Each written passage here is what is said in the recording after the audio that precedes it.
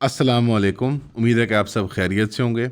आज बहुत खुशाइन ख़बर है मेरे पास, अल्लाह के फजल करम से लाहौर के जो रावलपिंडी बेंच हैं, उन्होंने हाई कोर्ट के बेंच ने फ़ैसला किया कि इंजीनियर मोहम्मद अली मिर्ज़ा साहब को इसमें जस्टिस सदाकत अली ख़ान साहब ने अप्रूव कर दी उनकी बेल। तो अब मचलके वगैरह जमा होंगे, तो मेरे ख्याल में आज नहीं तो कल के दिन में इंशाल्लाह अली भाई भी जो हैं वो जेल से बाजियाब हो जाएंगे। बहुत बड़ी खुशी की अलामत है लाखों उन स्टूडेंट्स के लिए जो मजहबी पेशवा मानते हैं अली भाई को, और उनसे वो इस्तेफ़ादा हासिल करते हैं उनकी यूट्यूब वीडियो से। और ये करोड़ों पाकिस्तानियों के लिए खुशखबरी की बात है, बिकॉज़ जो आज़ादी इजहार राय है, ख़ास तौर पे मजहबी अमूर और मसाइल को लेके, कि एक आम आदमी अवाम में से प्राइवेट जॉब करने वाला, प्राइवेट तो नहीं, खैर वो सरकारी जॉब करते थे, बट एक प्रोफेशनल आदमी जो है वो मजहबी लाइन में आके उलमा से सवाल पूछने की पोजीशन में आता है, और एक किस्म की आवाम की तर्जुमानी ही कर रहे थे बड़े पैमाने पे अली भाई। आप उनसे इख्तिलाफ़ करें या आप उनसे सहमति रखें, बट उनकी आवाज़ का एग्जिस्ट करना जो है वो इन इट सेल्फ कोई बुरी बात नहीं है, वो एक अच्छी बात ही है। जितनी इस तरह की आवाज़ें होंगी उतने सवाल होंगे और उतनी बेहतर, ज़्यादा रोबस्ट डिस्कशन होगी मज़हब या किसी भी और टॉपिक को लेकर पाकिस्तान में। तो हम तो बहुत खुश हैं। इंशाल्लाह उम्मीद है कि जो वीरान था उनकी एकेडमी में, वीराना था उनकी एकेडमी में, हर इतवार का जो उनका एक बिला नागा, पता नहीं कितने, अब मेरा ख्याल है डेकेड प्लस से वो उन्होंने चलाया हुआ निज़ाम अपना, तो अब वो वापस बहाल होएगा और वो एकेडमी में दोबारा आएंगे इंशाल्लाह ताला। और अब शायद कुछ थोड़ी ज़्यादा वो जो नरमी दिखाते थे, जो रियायत बरते थे सरकार को, वो शायद अब इतनी ज़्यादा वो नरमी उनके अंदर नहीं रहेगी। अब शायद ज़्यादा सख्त होकर अली भाई आएंगे। बाकी जिन उलमा ने और जिन वाइज़ीन ने और जिन पब्लिक मजहबी फ़िगर्स ने ये मिल के हमारी स्टेट के साथ ये तमाशा रचाया था कि एक आदमी जिसने टेक्निकली कोई ब्लेस्फेमस जुमला नहीं बोला था, सिर्फ एक नकले कुफर को फरना बाशिद के तहत एक नाजेबा कलिमात रिपीट कर दिए थे, और जनरली अली भाई की टोन ज़रा एक रूड या obnoxious समझी जाती है, तो उसकी बुनियाद पर जेल जाना तो किसी का नहीं बनता था, ख़ासतौर पर मजहबी तौहीन के इल्ज़ाम के अंदर, या खुदा न खास्ता नामूस रिसालत की बुनियाद पर सल्लल्लाहु अलैहि वसल्लम।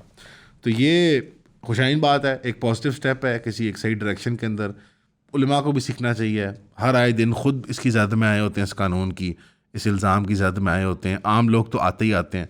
तो चलो अपने ग्रुप का ही सोच के, अपने ग्रुप का ही सोच के आप थोड़ी रियायत बरतिए और ज़रा वहाँ पे एक रहम का एक मामला फरमाएँ, क्योंकि ये तो आने वाले दिनों में अगर ये खुदा न खास्ता स्पायरल आउट करता है तो फिर कोई आदमी इससे महफूज नहीं होगा। कभी ना कभी कोई ना कोई बात किसी के मुंह से जो है वो मजहबी नौयत की जो होती है वो बात ऐसी निकल जाती है जो मिसकंस्ट्रू हो सकती है या उसको गलत मानने में लिया जा सकता है।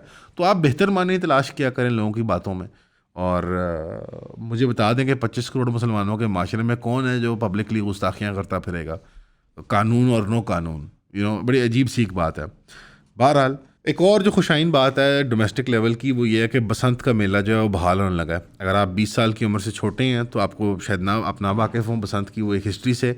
स्प्रिंग का जिस तरह नौरूज़ होता है फ़ारसियों के यहाँ, उस तरह हमारे यहाँ ये स्प्रिंग का मेला होता है, न्यू ईयर का मेला होता है, कटाई का मेला होता है। उसमें रंग बिरंगे कपड़े पहने जाते हैं। बहुत सी इंडस्ट्रियाँ उससे मुंसलिक थी, टूरिज़म, फ़ैशन, खाना पीना, होटल वगैरह। और लाहौर में बहुत ही एक एपेक्स पे पहुंच जाता था ये मेला, अगर किसी को याद है 80s 90s वगैरह में, तो इंडिया से भी और दूसरे मुल्कों से भी लोग आके इस मेले को देखा करते थे। मेन मकसद आपको पता है मेले का, एक एंटरटेनिंग मेला है बहुत ज़्यादा। उसमें पतंगों के वो बो काटे होते हैं, उनके मुकाबले होते हैं, पेचे लगते हैं, और फिर बो काटे होते हैं दैट कि आप एक पतंग को दूसरी पतंग से काट देते हैं। अब इसके पिटफॉल्स थे, लोग छत से गिर जाते थे, बच्चे छत से गिर जाते थे। वो तारें इतनी तेज़ हो गई थी कि उनके अंदर वो केमिकल से तैयार की हुई तारें तो वो बंदे का गला भी काट देती थी, उंगली भी काट देती थी। तो वो हादसात की इमेजेस बड़ी ख़तरनाक थी और लोगों ने फिर वो देखा और उसको फ़ील किया। उस टाइम पे शहबाज शरीफ साहब की हुकूमत ने एक फ़ैसला किया, उसको सही या दुरुस्त तो नहीं कह सकते बट बेहतर फ़ैसला था, क्योंकि शायद मैनेज करना उसको ज़्यादा मुश्किल था। अगेन आइडियल ये होता है अच्छी कौम में, तगड़ी हुकूमत में, ये होता है कि आप मैनेज करने की कोशिश करते हो कि हम इसके डेंजरस एलिमेंट्स को रूट आउट करें, बाकी चीज़ को ना करें। उन्होंने ऑल टुगेदर हमेशा की तरह, हमारे यहाँ एक हैवी हैंडेडनेस होती है, उन्होंने पूरा मेला ही ख़त्म कर दिया। तो आज इस मेले को रिवाइव करने की बात की जा रही है। वल्लाह आलम कैसे किया जाएगा। अगेन अगर सर जोड़ के बैठे हैं माहिरीन, साइंसदान, पुलिस के, लॉ इन्फोर्समेंट के अफसरान और डोमेस्टिक पॉलिटिकल लीडर्स भी जो कि अपनी कम्युनिटीज़ को रिप्रेजेंट करते हैं, तो इस मेले को अगर रिवाइव कर लिया जाए तो ग्रेटर पंजाब के लिए, बट और स्पेसिफिकली लाहौर के लिए, ये एक टोटल गेम चेंजर होगा इन टर्म्स ऑफ आवाम की खुशहाली, in terms of economic prosperity. पूरी पूरी इंडस्ट्रीज थ्राइव करती थी इसके इर्द गिर्द के। वो बसंत का मेला आएगा कंपड़ों की और खाने पीनों की और होटल्स की। मतलब इवन के लाहौर में इतना रश होता था कि आपको होटल्स में जगह नहीं मिलती थी, लोगों के घरों में लोग किराए पर रहा करा करते थे, जैसे एयरबीएनबी बिफोर एयरबीएनबी हुआ करता था। तो बहरहाल एक बड़ा मेला था। उसमें अच्छाइयाँ भी थी, बुराइयाँ भी थी। अगर उनको थोड़ा सा एक स्ट्रीमलाइन तरीके से कर लिया जाए तो मेरे ख्याल में बेहतर होगा। आप लोगों की सपोर्ट की वजह से आज हम यहाँ पे हैं। आप लोगों की सपोर्ट की वजह से हम ये कंटेंट बनाते रहते हैं। आप लोगों की सपोर्ट हमें चाहे इनबॉक्स डीएम की मद में है, चाहे वो कमेंट की मद में है, या स्पेशली 3000 रुपये की सब्सक्रिप्शन की मद में है, हमारे काम को बहुत आगे लेके जाती है। हमें किसी प्लेटफॉर्म की तरफ से कोई सपोर्ट नहीं है। आपके सामने हमारा चैनल डिमोनेटाइज हुआ है, एक दफ़ा नहीं 2 दफ़ा। उसकी वजूहत भी हमने आपको बताई हैं। डिमोनेटाइजेशन या फिर किसी की आवाज़ बंद कर देना बहुत गलत है, चाहे वो किसी भी इशू पे बात कर रहा हो। फ्रीडम ऑफ स्पीच के साथ खड़े हुए और हमें 3000 रुपये की सब्सक्रिप्शन प्रोवाइड करें। हमने ऑलरेडी ज़्यादा कंटेंट प्रोड्यूस करना शुरू कर दिया अपने पेड सब्सक्राइबर्स के लिए, और हमारी इवेंचुअली कोशिश होगी कि जो हमारा आधा कंटेंट है वो पेड सब्सक्राइबर्स के लिए ही हो। तो ईऑन फैमिली का पार्ट बने, 3000 रुपये दें, सब्सक्राइब करें। जहाँ तरफ एक खुशी का माहौल है, अल्लाह करे इस फैसले में अल्लाह बरकत डाले। आई थिंक अच्छा फ़ैसला है बसंत को बहाल करना है, बट एक साइंटिफिक तरीके से, जहाँ पे वो एक्साइटमेंट जो है पेचों की और बो काटों की और एक्चुअल मुकाबला करने की, बट वो सेफ्टी को और रेगुलेशन को इन माइंड रखते हुए कि लोग जो हैं वो, इसमें लोगों को खुद भी तमीज़ करनी चाहिए कि वो इस तरह की लॉज को वायलेट मत करें, ऐसी डोरें मत इस्तेमाल करें। बहरहाल अभी 2-3 महीने हैं स्प्रिंग में, तो देखते हैं इंशाल्लाह किस तरफ जाता है। जो आज की सबसे बड़ी खबर है वो ये है कि उज़्मा खान साहिबा, जो इमरान खान साहब की बहन है, उनको एक मौका मिला है अपने भाई से मिलने का, और उन्होंने कहा बिल्कुल वो सेहतमंद है। अडयाला जेल की एक कॉन्फ्रेंस रूम में मुलाकात हुई थी और वहाँ पे उन्होंने वाजे किया था कि मेरे पास कोई मुलाकातों के लिए और कोई ख़बरों के लिए आदमी नहीं आता, मैं टोटली डिपेंडेंट हूँ। जो एक मुलाकात करवाई जाती है मेरी, वो हफ्ते में करवा दी जाए, महीने में करवा दी जाए। इस बार डिले होके हो ही गई है आखिरकार। इसी ज़मन में प्रोटेस्ट वगैरह हो रहे थे। तो जो मेन प्रॉब्लम आती है जब मुलाकात होती है, तो वो एक ट्वीट का मसला होता है कि इमरान खान साहब पे ट्वीट करवाते हैं ज़रिए अपने उस रिश्तेदार के, अजीज़ के जो मिलने आते हैं। अभी भी वो एक ट्वीट का मसला बन गया। उसके अगर एक हमने ब्रेक डाउन बनाया उसका, तो 9 उसके बेसिकली पार्ट्स बनते हैं। पहला ये है, आर्मी चीफ़ के ख़िलाफ़ उन्होंने एलिगेशन और कुछ इल्ज़ामात लगाए हैं और उनकी ज़ात को अटैक किया। ये आई थिंक सबसे बड़ा सोर पॉइंट बनता है कि स्टेट की एक वो सेंक्टिटी के लिए हमारे यहाँ कुछ ओहदों की एक वो है, एक वैल्यू है, जिसकी वजह से चीफ़ का या कोई और सुप्रीम कोर्ट के जजेस का या इस तरह के किसी महकमे का अगर कोई नाज़ियाबा कलिमात इस्तेमाल किए जाएँ तो फिर वो ज़रा नेगेटिवली व्यू किए जाते हैं, हमारी स्टेट क्रैकडाउन करती है उसके ऊपर। दूसरा ये है कि ह्यूमन राइट्स की वायलेशंस की उन्होंने बात की है कि यार मेरी किसी भी इंसान से मुलाकात नहीं करवाई जाती, 4-4 हफ्ते गुजर जाते हैं और मुझे अकेले वो एक मेंटल टॉर्चर के सेल में बंद किया हुआ है, मुझे और मेरी बेगम को।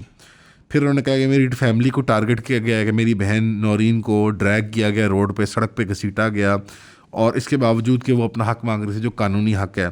इसी तरह उन्होंने कहा डॉक्टर यास्मीन राशिद साहिबा जो हैं वो कैंसर सर्वाइवर हैं, उनको ट्रीटमेंट चाहिए होती है, वो भी जेल के अंदर उनको ऐसे नज़रबंद किया हुआ जैसे कि वो कोई 9/11 की मास्टरमाइंड थी या किसी और मतलब टेररिस्ट अटैक की। फिर उन्होंने अपने सियासी वर्कर्स को पैगाम भेजा कि मैं कौम की खातिर ये कैद बर्दाश्त कर रहा हूँ और आपने हकीकी आज़ादी के लिए अपनी स्ट्रगल को जारी रखना है, और अगर पाकिस्तान के जो महकूम लोग हैं, जो ग़ुलाम लोग हैं, अगर वो उठ खड़े ना हों तो उनको अपनी हकीकी आज़ादी नहीं मिलेगी। फिर उन्होंने पीटीआई वर्कर्स को कहा कि जो एनडीयू की वर्कशॉप पे गए, मीर सादिक और मीर जाफ़र हैं ये सारे, और ये वो लोग हैं जो हमारे मूवमेंट से, हमारी तहरीक से गद्दारियाँ कर रहे हैं। और उन्होंने बार बार कहा कि मिलिट्री ऑपरेशन किसी भी सूरत नहीं अलाउ करेंगे खैबर में, क्योंकि ये दहशतगर्दी में इजाफा करती है, उसमें कमी नहीं करती।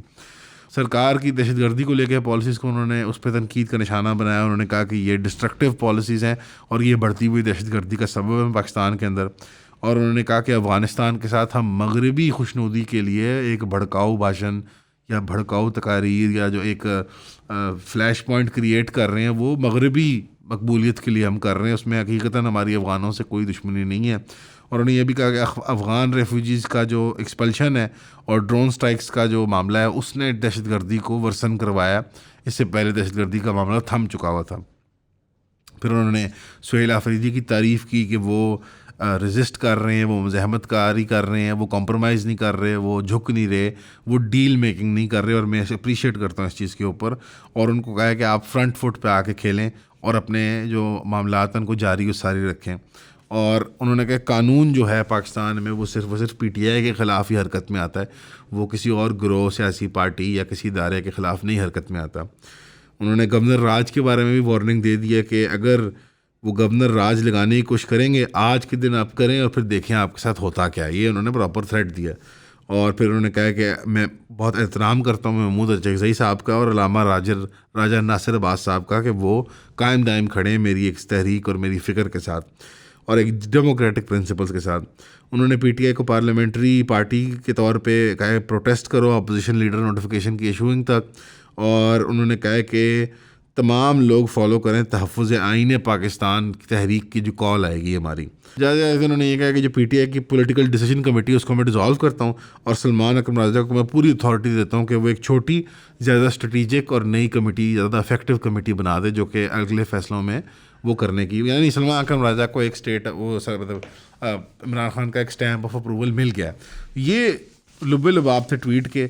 अगेन आई थिंक स्टेट इसको अच्छा प्ले नहीं कर रही कि चूँकि वो इतना हाईलाइट करती है, इतना ड्रामा होता है, इतना फसाद मचता है, इतने दंगे होते हैं, इतनी लड़ाई झगड़ा होता है एक मुलाकात के लिए, और इस एक मुलाकात में से एक ट्वीट निकलता है, तो फिर आई फील वो स्ट्राइसाइंड इफेक्ट जिस तरह से वो अंग्रेज़ी में कहते हैं ना कि उसको दबाने से वो यो की तरह और उभर के आता है और फिर उस एक ट्वीट को देखने के लिए लाखों मिलियंस लोग आते हैं, कमेंट्स होते हैं सारे सोशल मीडिया प्लेटफॉर्म्स के ऊपर, और लोगों का फोकस सारा जो है एनर्जीज़ का वो ये बन जाता है कि खान साहब की क्या वो बात थी जो सुनना चाहते थे हम और वो रोकी जा रही थी।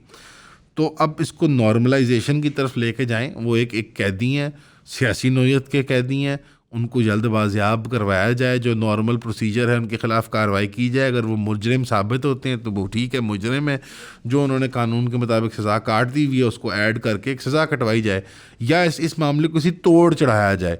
ये जो एक तस्वुर है ना कि हम लटकाई रखेंगे, जिस तरह आप नून लीग ने CDF की नोटिफिकेशन लटकाई हुई है, ये लटकाने की सस्पेंशन की सियासत है जिसमें हमारी स्टेट भी इंगेज करती है, हमारी पॉलिटिकल क्लास भी इंगेज करती है, और हम सबकी हस्बे मामूल आदत भी बन चुकी हुई अब। इवन अपने घरेलू मसाइल के अंदर हम बीवियों को तलाक नहीं दे देते, उनको हम सस्पेंड कर देते हैं, हवा में लटका देते होते हैं कि सेपरेशन है, 20 साल गुजर गए होते हैं जी, सेपरेशन है फ़लाने और फ़लाने की।